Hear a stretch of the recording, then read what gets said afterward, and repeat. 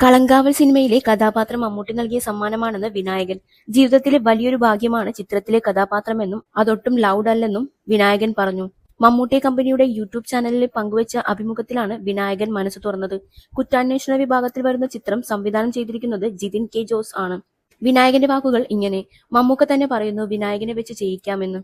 ജന്മത്തിലെ ഭാഗ്യങ്ങളാണിതെല്ലാം. മമ്മൂക്കയുടെ ഓപ്പോസിറ്റ് കഥാപാത്രമായി ഇത്രയും വലിയ സിനിമയൊക്കെ ചെയ്യുക എന്ന് പറയുന്നത് ഭാഗ്യമാണ്. വളരെ എളുപ്പമാണ് മമ്മൂക്കയുമായി വർക്ക് ചെയ്യാൻ. പുറത്താളുകൾ പറയുന്ന പോലെയല്ല, ഭയങ്കര ഈസിയാണ്. സാർ സൂപ്പർ സീനിയർ അല്ലേ, അദ്ദേഹത്തിന് അറിയാം. അതിന് ഞാൻ സാറിനോട് നന്ദി പറയുന്നു. ഡയലോഗ് ഡെലിവറിയുടെ കാര്യത്തിൽ അദ്ദേഹം എന്നെ ഒരുപാട് സഹായിച്ചു. ബോഡി ലാംഗ്വേജ് അദ്ദേഹം വരുന്നതിന് മുൻപേ കുറെ ഞാൻ പഠിച്ചിട്ടുണ്ടായിരുന്നു. ഡയലോഗ് സാർ വന്നിട്ടാണ് ചെയ്തത്.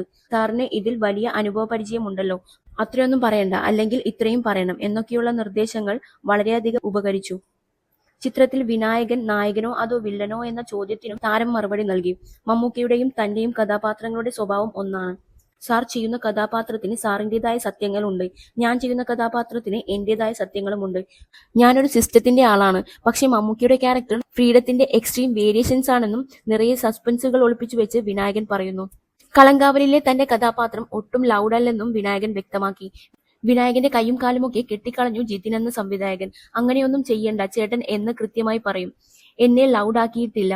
എനിക്ക് ലൗഡായി അഭിനയിക്കാൻ വളരെ എളുപ്പമാണ്. എന്നാൽ പിടിച്ചു നിർത്തി അഭിനയിക്കുന്നത് കുറച്ചു സ്ട്രെയിൻ ആണ്. എന്നെ വളരെ വലുതായ രീതിയിൽ കമാൻഡ് ചെയ്ത് നിർത്തിയിട്ടുണ്ട്. ബോഡി ലാംഗ്വേജ് വളരെ പവർഫുൾ ആയിരിക്കും. ഡ്രസ് പോലീസിന്റേതല്ല, ക്രൈംബ്രാഞ്ച് ആണ്. ഈ കോൺട്രാസ്റ്റ് എനിക്കിഷ്ടപ്പെട്ടു. പോലീസ് യൂണിഫോം ഇടാതെ പോലീസായി ചെയ്യുന്നു, അതായിരുന്നു ഇഷ്ടപ്പെട്ടത്, വിനായകൻ പറഞ്ഞു. സിനിമകളുടെ ഇടവേളകളിൽ പൊതു ഇടങ്ങളിൽ നിന്ന് അപ്രത്യക്ഷനാകുന്നതിനെക്കുറിച്ചും വിനായകൻ മനസ്സ് തുറന്നു. സിനിമയുടെ ബിസിനസ്, അതാണ് ഞാൻ മെയിനായിട്ട് നോക്കാറുള്ളത്.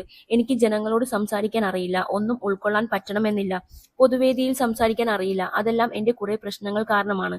അതൊന്നും പബ്ലിക്കായിട്ട് വന്ന് കാണിക്കണ്ട എന്ന് കരുതിയാണ് പൊതുവേദികളിൽ നിന്ന് ഒഴിഞ്ഞു നിൽക്കുന്നത്. താല്പര്യമില്ല എന്നല്ല, താല്പര്യമുണ്ട്, പക്ഷെ പറ്റുന്നില്ല. 10 പേർ നിൽക്കുമ്പോൾ 2 പേർ എന്നെ തോണ്ടും. എന്റെ സ്വഭാവം അനുസരിച്ച് ഞാൻ എന്തെങ്കിലും പറയും, പിന്നെ അത് പ്രശ്നമാകും. അതിനേക്കാൾ ഏറ്റവും നല്ലത് വീട്ടിലിരിക്കുക എന്നതാണ്. ഇടയ്ക്ക് ഞാൻ ഗോവയിൽ പോയി താമസിക്കാറുണ്ട്. അവിടെ എനിക്ക് സ്കൂട്ടർ ഓടിച്ച് പുറത്ത് സഞ്ചരിക്കാം. ആരും എന്നെ അറിയുന്നില്ല. ചിലർക്കൊക്കെ അറിയാമായിരിക്കും, പക്ഷെ അവിടുത്തെ ആളുകൾ വേറെ ഒരു രീതിയാണ്. ശാന്തരാണ്, എന്നാൽ ഡൈനാമിക്സും ഉണ്ട്. എനിക്ക് അതാണ് ഇഷ്ടം. ഇവിടെയാകുമ്പോൾ രണ്ടിനുമിടയ്ക്ക് നിൽക്കേണ്ടി വരും. എനിക്കത് വയ്യ. വിനായകൻ എന്ന വ്യക്തിക്ക് ഒരു സ്വകാര്യത വേണം, വിനായകൻ പറയുന്നു. ഞാൻ എന്റെ കരിയർ തുടങ്ങുന്നത് ഒരു സ്റ്റേജ് ഡാൻസ് പെർഫോമറായിട്ടായിരുന്നു. തമ്പി കണ്ണന്താനം സാർ എന്നെ മാന്ത്രികം എന്ന സിനിമയിലേക്ക് കൊണ്ടുവന്നത്. അദ്ദേഹത്തെ ഞാൻ ഒരിക്കലും മറക്കില്ല. ഞാൻ ഒരു ഫ്രീ സ്റ്റൈൽ ഡാൻസർ ആയിരുന്നു, പക്ഷേ ഫയർ ഡാൻസ് ആണ് എപ്പോഴും ചെയ്തുകൊണ്ടിരുന്നത്. തമ്പി സാറാണ് എന്റെ ഗോഡ് ഫാദർ. ഞാൻ ഒരു പെർഫോമർ ആണ്. എനിക്ക് മുമ്പിൽ ആളില്ലെങ്കിലും ഡാൻസ് ചെയ്യാം. മുമ്പിൽ ആളുകൾ ഉണ്ടെങ്കിൽ അവരുടെ ഐ കോണ്ടാക്ട് വരുന്നത് എനിക്ക് ഭയങ്കര പ്രശ്നമാണ്. ഫംഗ്ഷനിലൊക്കെ ഡാൻസ് ചെയ്യുമ്പോൾ ആൾക്കാരുടെ ഐ കോണ്ടാക്ട് വരും. എനിക്കത് നേരിടാൻ അറിയില്ല. ഞാൻ ഇന്നും എന്നെ ഒരു സെലിബ്രിറ്റിയായിട്ട് കണ്ടിട്ടില്ല, അതാണ് വാസ്തവം. ശരിക്കും എനിക്ക് ആൾക്കൂട്ടത്തെ കാണുന്നത് ഇഷ്ടമല്ല.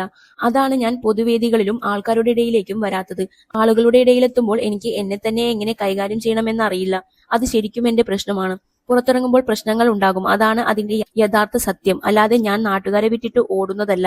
എനിക്ക് എന്നെ തന്നെ കൺട്രോൾ ചെയ്യാൻ അറിയില്ല. എന്റെ ഒരു കഴിവുകേടാണത്. അതിനെ അങ്ങനെ കണ്ടാൽ മതി, അല്ലാതെ ആരോടും ദേഷ്യമില്ല എന്നും വിനായകൻ പറയുന്നു.